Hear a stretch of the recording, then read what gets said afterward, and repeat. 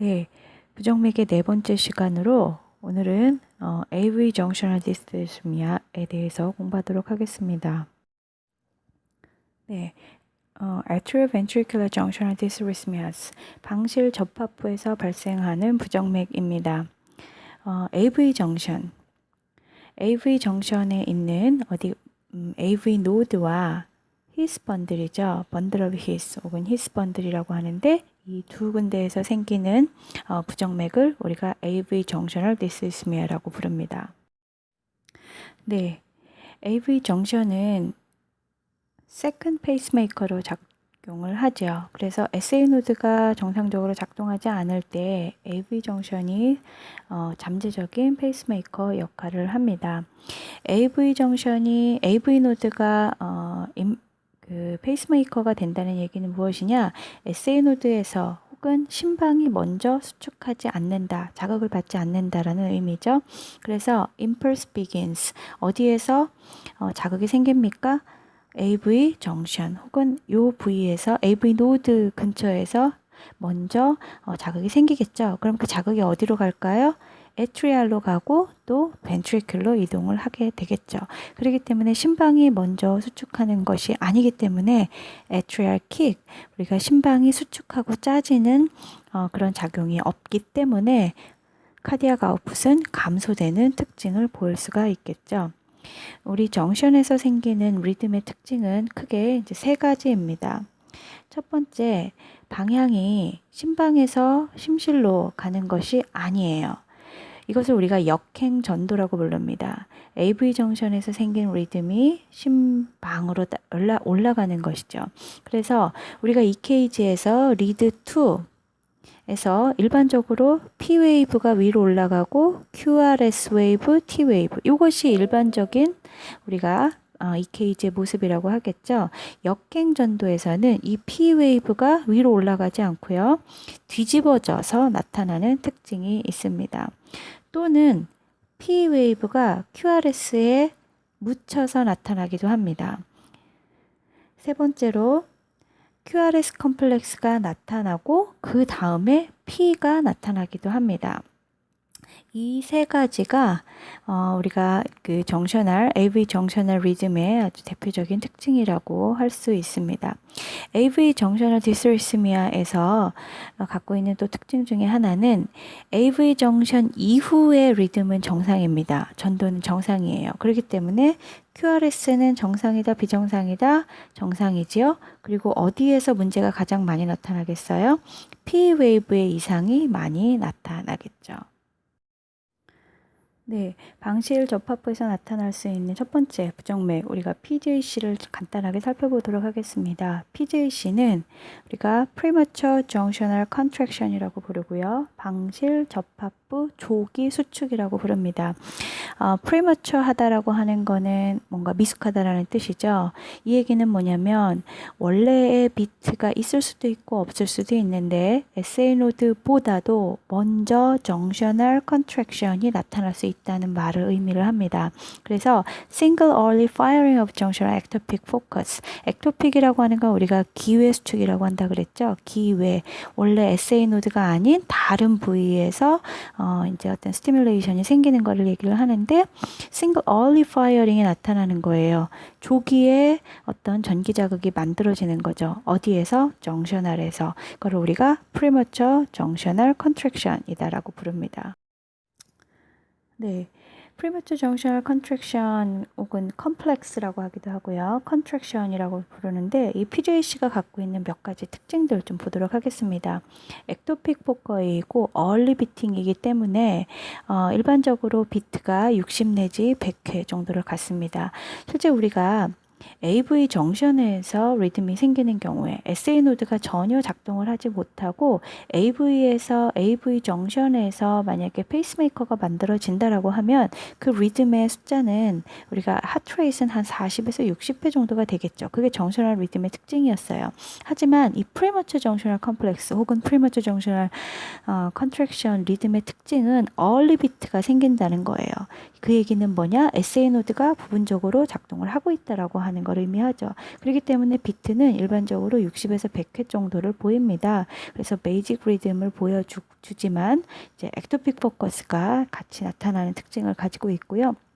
리듬은 불규칙하죠. irregular합니다. 왜냐하면 early beat 때문에 irregular하고요. P 웨이브는 QRS 전에 나타나기도 하고요.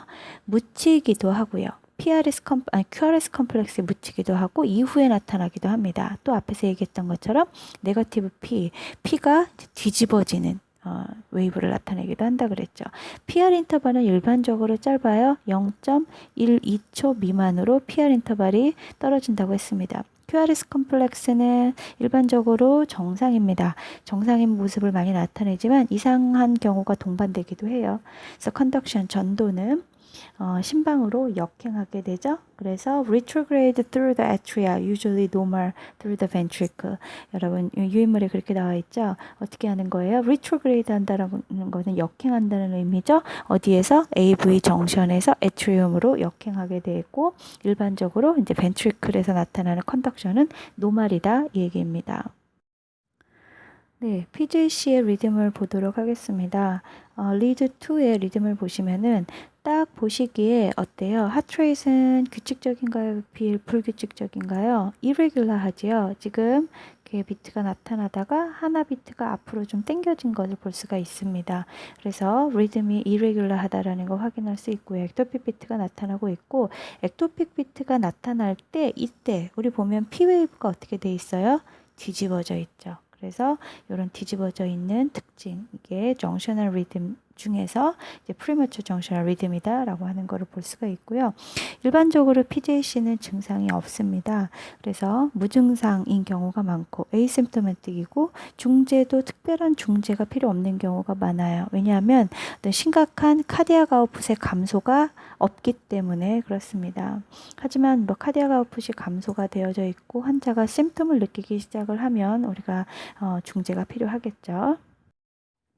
네, PJT 보도록 하겠습니다. 우리가 여기서 말하는 P는 페록시스말입니다. 페록시스말하다라고 하는 거는 뭐죠? 발작적이라는 말이죠.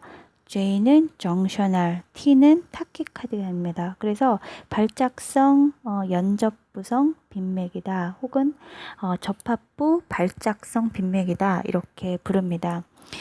페록시스말이라고 하는 말에서 느낄 수 있지만 일반적으로 타키카디아는 한 150회까지 우리가 타키카디아라고 하죠. 그것보다 더 증가되어 있는 경우입니다. 그래서 정셔널 리듬이 나타나는데 하트레이트이 150에서 220회까지 증가되어져 있는 특징을 가지고 있고요. Stop and start입니다. Start abruptly예요. 갑작스럽게 시작하고 갑작스럽게 멈추는 특징을 가지고 있고요. 그런 특징을 우리가 발작적이다라고 부릅니다. 이런 PJT가 나타나는 원인은 메타볼리즘의 어떤 불균형이나 교감신경계가 갑자기 증가할 경우에 PJT가 나타날 수가 있습니다. 우리 지난번에 그 페록시스말 애트리아 타키카디아 배웠던 거 생각나실 거예요. 그죠? 우리가 페록시스말 애트리아 타키카디아 혹은 페록시스말 그리고 페록시스말 정셔널 타키카디아를 합쳐서 우리가 PSVT, 페록시스말 수프라벤트리큘러 타키카디아라고도 부릅니다. 사실 임상적으로 현장에서 PJT와 PAT를 그렇게 구분하기가 쉽지 않은 경우가 많고요. 또 동시에 나타나는 경우도 있습니다. 그렇기 때문에 이런 리듬, QRS가 굉장히 짧은 간격으로 빠르게 규칙적으로 나오면서 QRS는 정상이고 P 웨이브는 역전되어지는 그런 경향을 나타내는 웨이브에서 우리가 PSVT, 페록시스말 수프라벤트리큘러 어디에서 나타나는 거예요? 심실 위에서. 그래서 페록시스말 수프라벤트리큘러 타키카디아라고 부릅니다. 이런 래피드 정셔널 리듬이 나타날 때 우리가 적용할 수 있는 중재 방법들이 있습니다. 첫 번째, vagal stimulation 하는 거죠. 미주신경을 자극하는 겁니다. 교감신경계가 항진되어져 있기 때문에 부교감신경을 자극하면서 이제 신경계에 자극을 주는 거죠. 그래서 경동맥 마사지, 캐로티드 사이너스 마사지를 하는 방법, pharmacological agent 어떤 약물을 적용하는 거죠. 그래서 우선 프로프라놀이라든지 퀴닌이라든지 뭐 디지탈리스라든지 뭐 칼슘 채널 블로커 뭐 이런 약물들을 사용을 합니다. 카디오버전도 사용할 수 있고요. 어떤 메타볼리즘, 일렉트로 임밸런스에 의해서 올 수도 있기 때문에 세럼 레벨, 세럼의 일렉트로라이트 레벨, 그리고 디지탈리스 레벨, 이런 디지탈리스 톡시시티에 의해서, 독성에 의해서 나타날 수가 있기 때문에 이런 것들을 확인할 필요가 있습니다.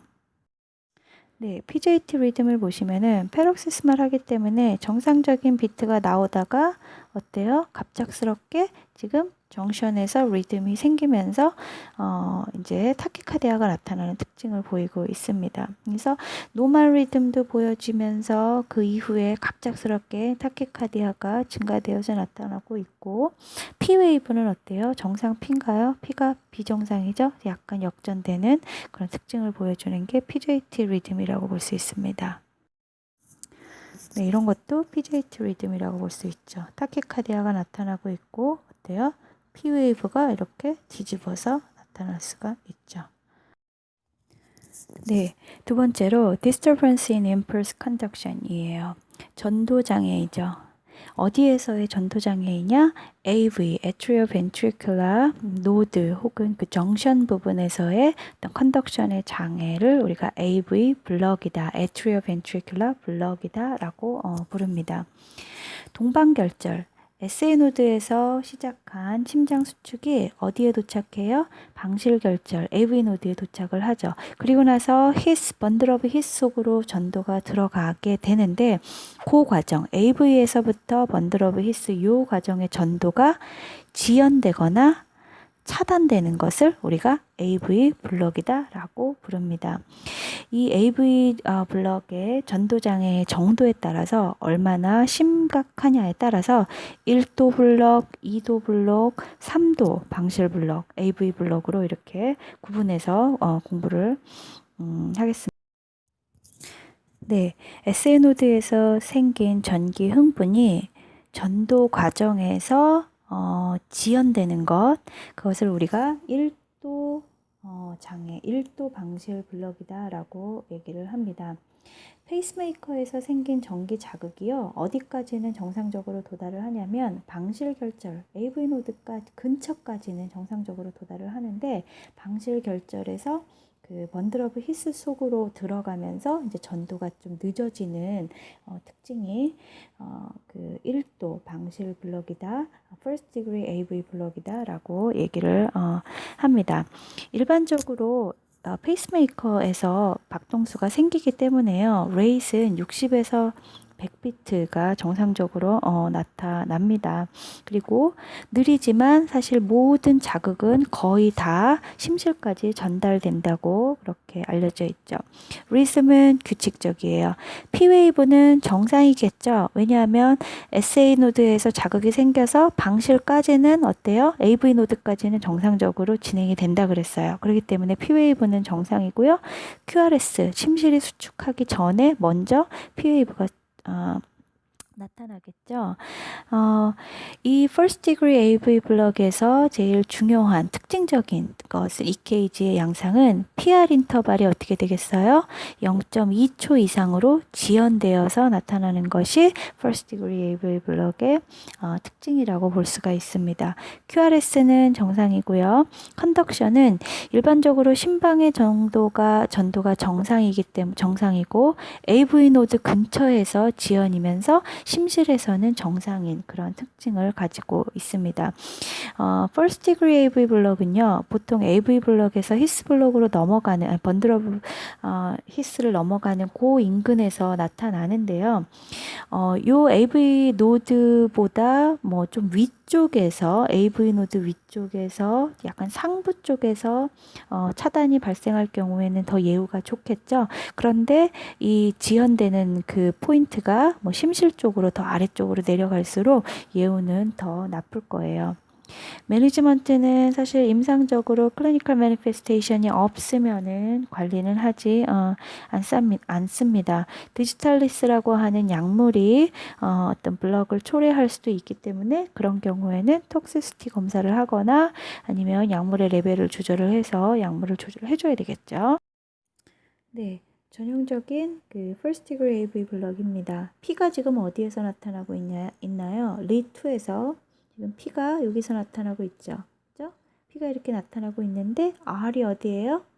PR 인터벌 여기까지죠. PR 인터벌이 굉장히 prolong 돼 있는 걸 볼 수가 있어요. 어디가 고장난 거냐? 여기에서 SA 노드에서 어디까지 요 방실 요 부위에서 지금 전도가 지연되는 것을 볼 수가 있습니다. P 웨이브는 어때요? P 웨이브는 예쁘게 정상의 모습을 보여주고 있죠. 그런데 어디에서 지금 정션으로 넘어갈 때 요 정션 부분에서 딜레이 되는 모습을 EKG에서 확인할 수 있습니다. 네, 이 그림은 조금 더 first degree AV 블럭을 잘 보여주고 있네요. 이 AV 노드에서의 partial 블럭이 있고요. 그래서 P-wave precede each QRS complex. 이 얘기는 뭐예요? each PRS 앞에 P가 늘 나타난다는 뜻이에요. 그죠? 그렇지만 뭐예요? PR 인터벌이 얼마? 0.2초 이상으로 딜레이 되어져 있다. 볼 수 있습니다. 네, second degree AV 블럭, 우리가 2도 방실 블럭을 보도록 하겠습니다.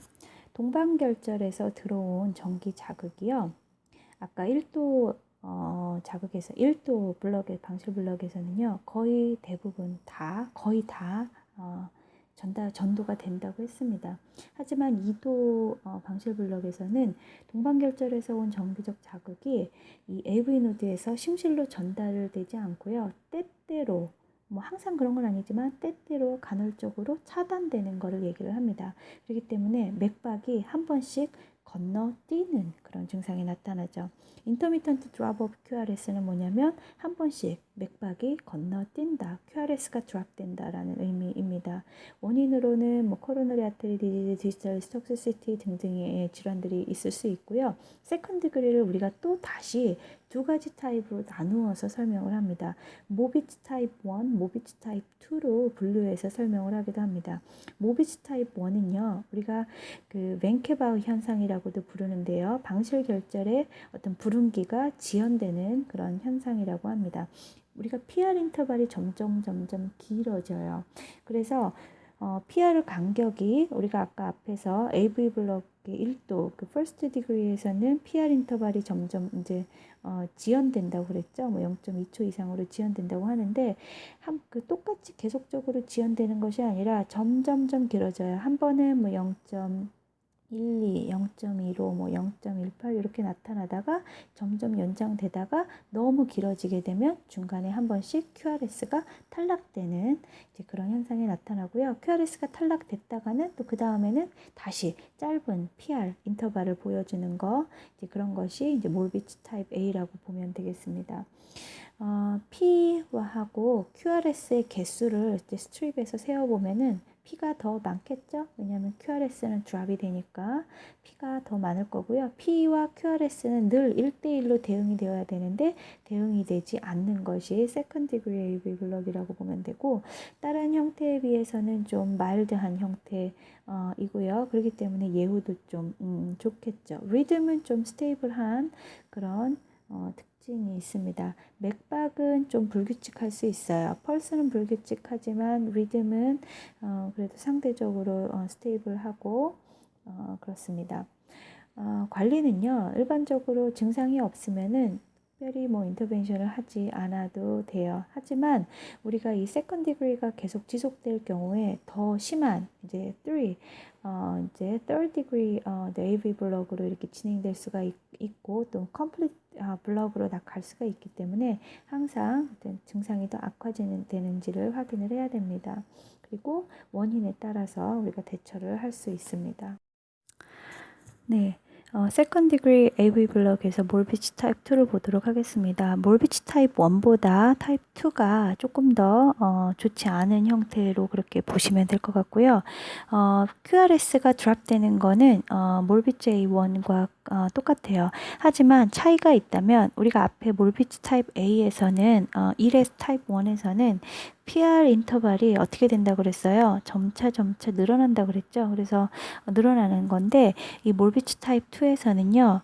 계속 컨스턴트해요. PR 인터벌이 컨스턴트 하다라고 하는 거는 PR 인터벌이 뭐 0.2면 0.2 계속 일정하게 계속 나타나다가 갑자기 드랍이 QRS가 갑자기 드랍되는 것을 의미를 합니다.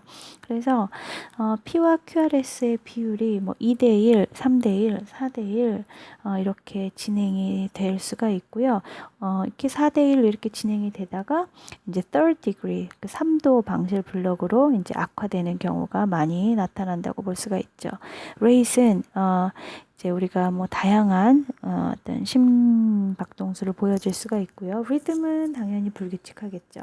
P 웨이브는요, usually regular implicit each QRS예요. 그러니까 일반적으로 P 웨이브는 규칙적으로 나타나고요. QRS 앞서서 나타납니다. 하지만 이제 P 웨이브가 QRS와 거의 대응해서 나타나지 않는 것이 이제 주기적으로 그렇게 나타나지 않는다. 이렇게 볼 수가 있죠. 즉 다시 한번 얘기하면 PR이 늘어나지 않고 PR 인터벌이 늘어나지 않고 일정하게 유지되다가 이제 갑자기 QRS가 드랍되는 것을 우리가 몰비지 타입라고 얘기를 합니다.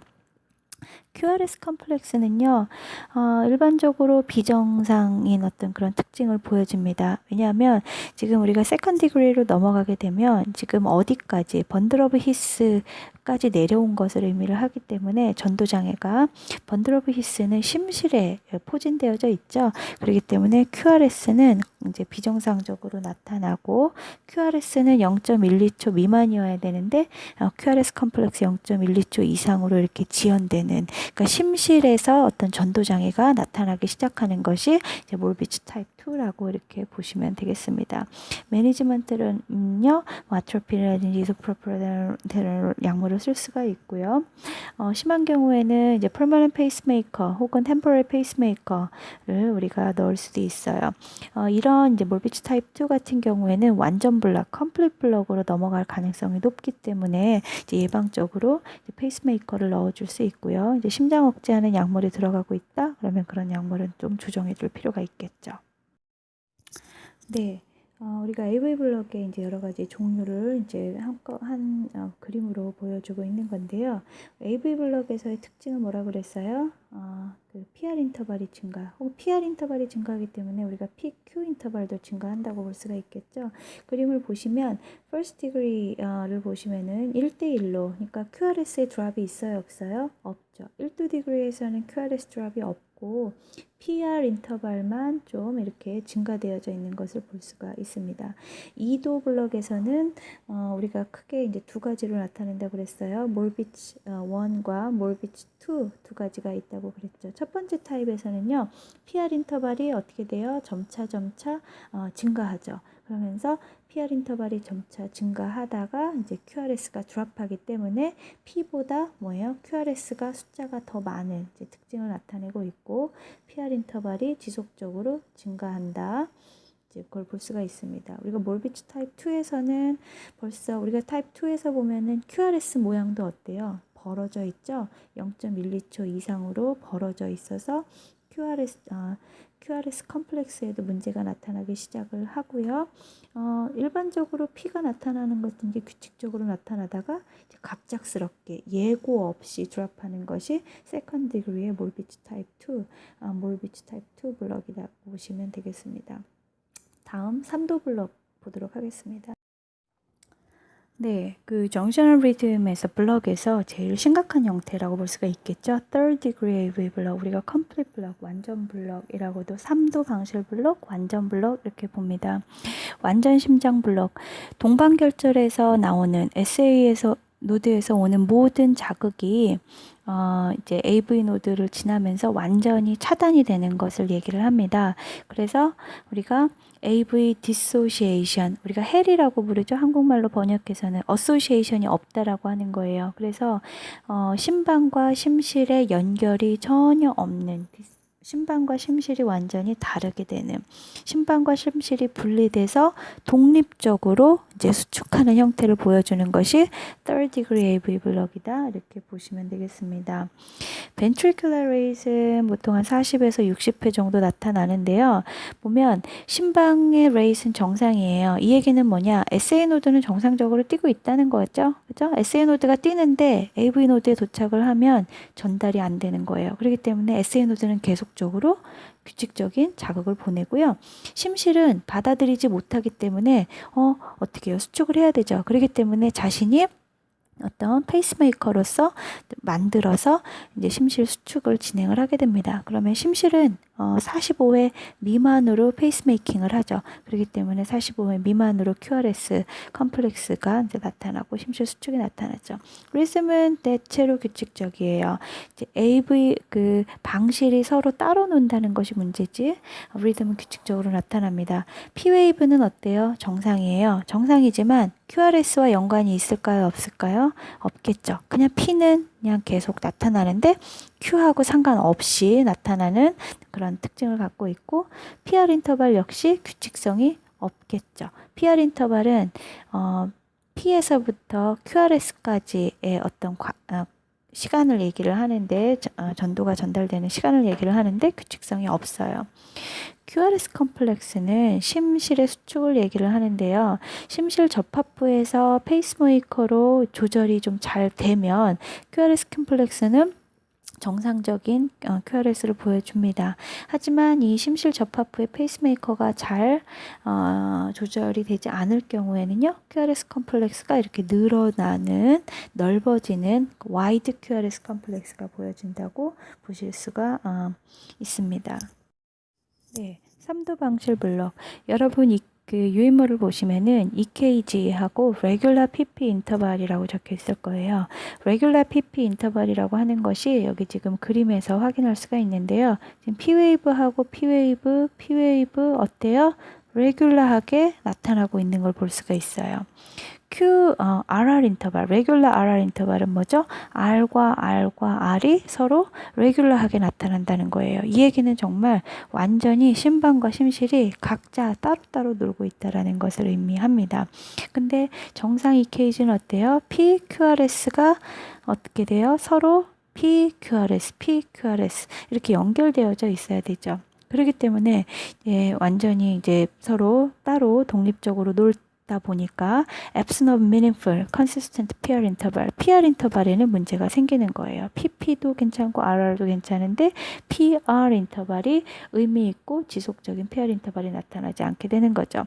SNO도 정상적으로 작동하고 있어요. 계속적으로 자극을 잘 보내주고 있기 때문에 normal appearing of the Pwave는 정상적으로 나타나는 특징을 갖고 있습니다. 이게 이제 계속적으로 지연되다가 심실 자극이 없으면은 완전히 심장이 멎어버리는 에이시스톨 상태가 오게 됩니다. 심실 수축이 이제 점차적으로 그러니까 감소되면서 지연되면서 카디악 아웃풋이 감소되는 증상, 그로 인해서 뭐 현기증, 협심증, 심부전 등등의 증상을 환자들이 경험할 수 있습니다. 네, third block, complete block 관리하는 방법 몇 가지 살펴보면 첫 번째, 심실 수축을 증가시키는 아트로핀 약물을 쓸 수가 있고요. 두 번째, 경피적 심박동기를 삽입할 수가 있습니다. 세 번째로는 심실의 수축을 증가시키는 카테콜라민을 주사할 수가 있겠죠. 그래서 도파민이라든지 에피네프린과 같은 약물을 주입할 수가 있고요. 에이시스톨이 나타날 경우에는 우리가 CPR을 해야 됩니다. 언제까지? 트랜스피너스 페이스메이커를 삽입할 때까지 CPR을 해서 심실의 수축을 유지시켜야 되겠죠.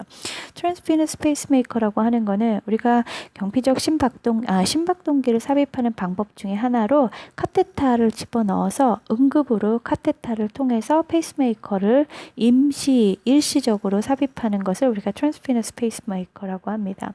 퍼머넌트 페이스메이커, 우리가 영구적 심박동기를 임플란트 삽입해야 되는 이제 이렇게 관리할 수가 있습니다.